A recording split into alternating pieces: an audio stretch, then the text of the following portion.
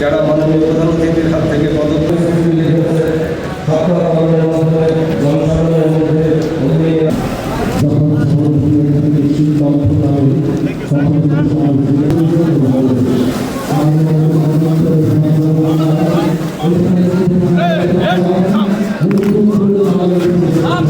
Fire service ও civil defence একটি সেবাদল প্রতিষ্ঠান ব্যাপী সেবা ও ক্রীড়া মন্ত্রী উদ্যোগী বাহিনী সদস্য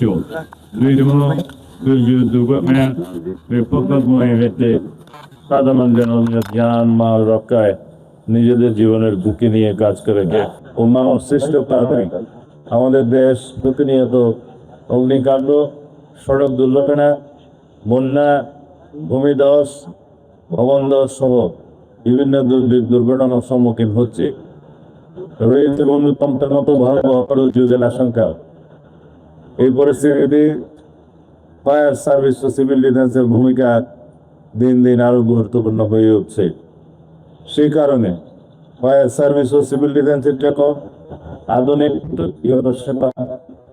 সুবিধা শেষে প্রশিক্ষিত জনবল ও পর্যাপ্ত সরঞ্জাম নিশ্চিত করার পাশাপাশি ভলান্টিয়ার সহ সরকার অন্যান্য সেবা সংস্থার সাথে তাদের কার্যক্রম সমন্বয় থাকা খুবই গুরুত্বপূর্ণ।